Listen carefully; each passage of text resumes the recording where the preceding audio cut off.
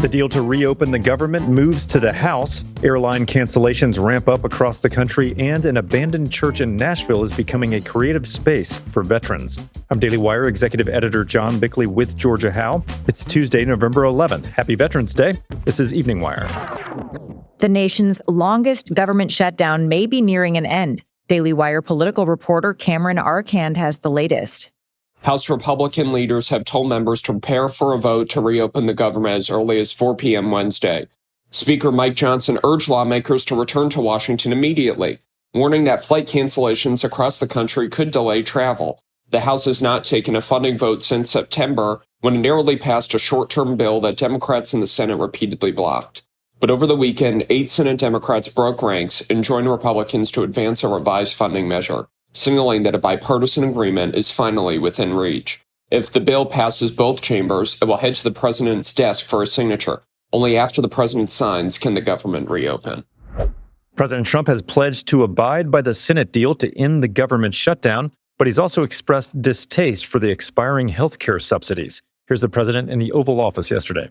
We abide by the deal. The deal is very good. We want a healthcare system where we pay the money to the people instead of the insurance companies. And I tell you, we're going to be working on that very hard over the next short period of time, where the people get the money. Republican senators caught up in Jack Smith's phone record seizures may soon get their chance to strike back, thanks to a provision quietly tucked into a bill the Senate passed last night. Daily Wire reporter Zach Jewell reports.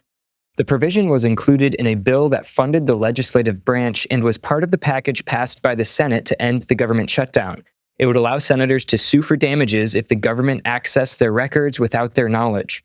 It reads, quote, "Any senator whose Senate data has been acquired, subpoenaed, searched, accessed, or disclosed in violation of this section may bring a civil action against the United States if the violation was committed by an officer, employee, or agent of the United States or of any federal department or agency."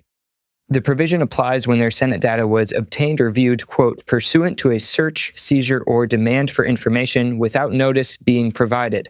Senators could be entitled to up to $500,000 per violation, and they would have 5 years from the date they learned of the infraction to bring a suit. Airlines are expected to cancel around 6% of their flights across 40 high-traffic airports today. The carriers are slashing trips in compliance with the FAA, which has ordered airlines to cut flights for safety reasons amid the government shutdown. According to the flight tracking website FlightAware, over 1,500 flights have been canceled inside the U.S., and over 2,000 flights had suffered delays by the early afternoon today. The deadly UPS plane crash in Louisville has now claimed 14 lives, according to officials. Daily Wire assistant editor Andy Valdez has the latest. The cause of the crash remains under investigation, but video evidence has led experts to believe that a compressor stalled in one of the engines. This can cause catastrophic damage and eject high-speed debris. The FAA has grounded all aircraft of the same model that crashed, pending further inspections.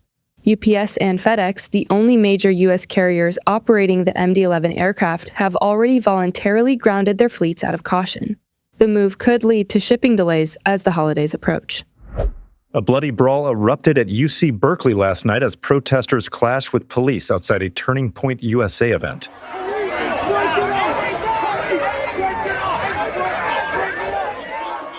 Witnesses say demonstrators, some dressed in black and wearing keffiyehs, broke through barricades, hurling objects and sparking fights with attendees. Video showed one man bleeding heavily as officers pulled protesters apart. At least 2 arrests were made, including one for battery. Despite the violence, the conservative student event went on as planned, with organizer and comedic actor Rob Schneider thanking police and sarcastically thanking Antifa for the attention. Here's Schneider during the event. Berkeley, shame on you, Berkeley. Shame on you. The regents, the academics here, you should fight for free speech. If free speech means anything, it's the right for me to say something that pisses you off. Federal officials arrested an illegal immigrant tied to a shooting that targeted border agents in Chicago. Daily Wire immigration reporter Jenny Tare has the story. Federal authorities nabbed an illegal immigrant with a lengthy rap sheet believed to be connected to a shooting targeting Border Patrol agents in Chicago over the weekend. The suspect, whose name has yet to be released publicly, hails from Mexico and has previous convictions for aggravated unlawful use of a weapon and vehicle, felony possession of a weapon, and illegal entry, the Department of Homeland Security said Monday. The illegal immigrant must remain detained per the Lake and Riley Act. The suspect also has pending charges for allegedly assaulting officers. Border Patrol Commander Gregory Bovino says it's possible there are more suspects on the run. This is what you get with a J.B. Pritzker or a Mayor Johnson and that crazy rhetoric. This individual should not have been in this country.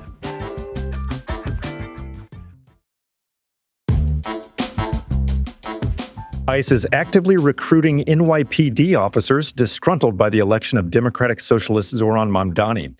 With a flood of cash from Trump's One Big Beautiful Bill, the agency set a goal to recruit 10,000 new officers to turbocharge the historic deportation campaign. New York City officers, already hamstrung by local sanctuary policies, are also expected to face new hurdles with Mamdani as mayor. Mamdani previously supported the Defund the Police movement and seeks to uphold the city's sanctuary status.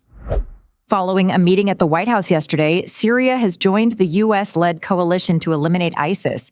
Under the new leadership of President Ahmed al-Shara, who came to power after Bashar al-Assad was overthrown, Syria is positioning itself as a potential U.S. ally against the Islamic State.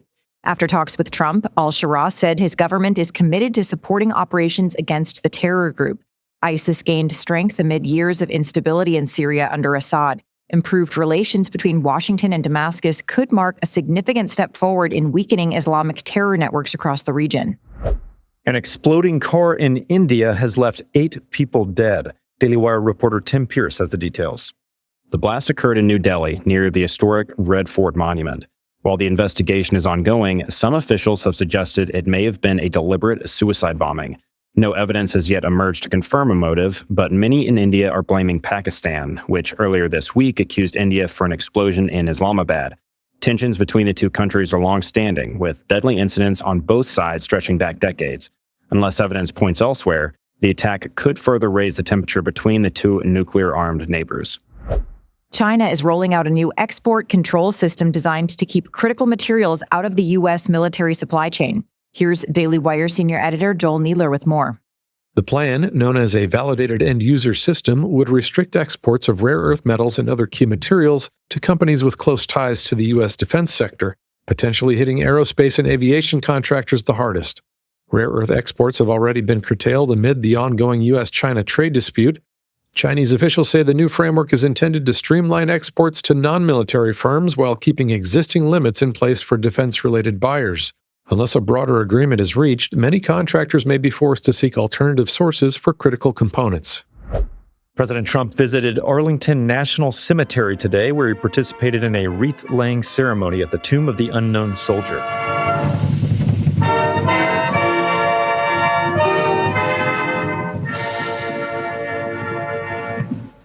Vice President Vance and President Trump both spoke to mark the occasion. The most valuable resource that we have isn't the incredible wealth of natural resources of this country, as amazing as it is. The most important natural resource that we have is that we have hundreds of thousands of young people every single month who sign up to put on the uniform and risk their lives for their fellow citizens. That is a resource we cannot squander. That is a resource we must protect. Everything we have, everything our country has achieved has been purchased by the muscle, spine, and steel of the United States military. We owe it all to the fierce and noble men and women of the Army, the Navy, the Air Force, Space Force, Coast Guard, and the United States Marines. As we celebrate our veterans today, various restaurants across the country are saying thank yous in their own ways.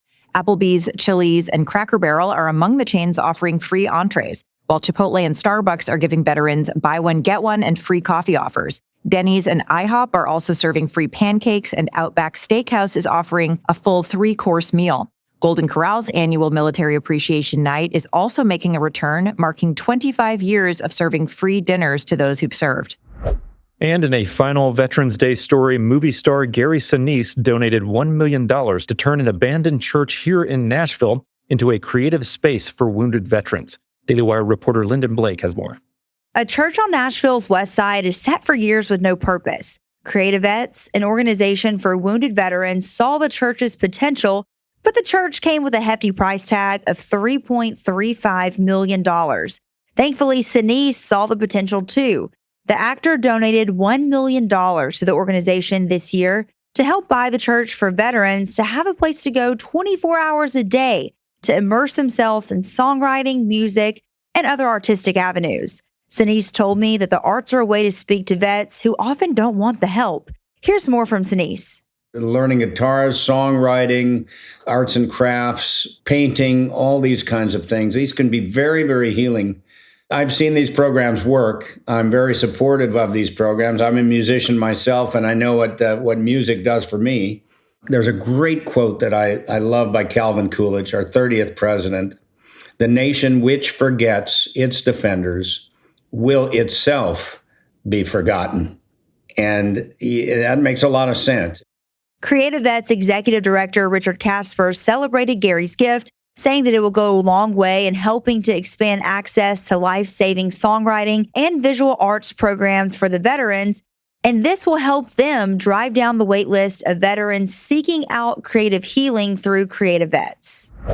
Those are your drive home updates this evening. To learn more about these stories, go to dailywire.com. And in case you missed it earlier today, we covered some major stories, including Democrats breaking ranks over the deal to reopen the government, Florida probing J.P. Morgan Chase over connections to Operation Arctic Frost, and the effects of the shutdown on veterans and service members. Thanks for tuning in. We'll be back tomorrow morning with another full edition of Morning Wire.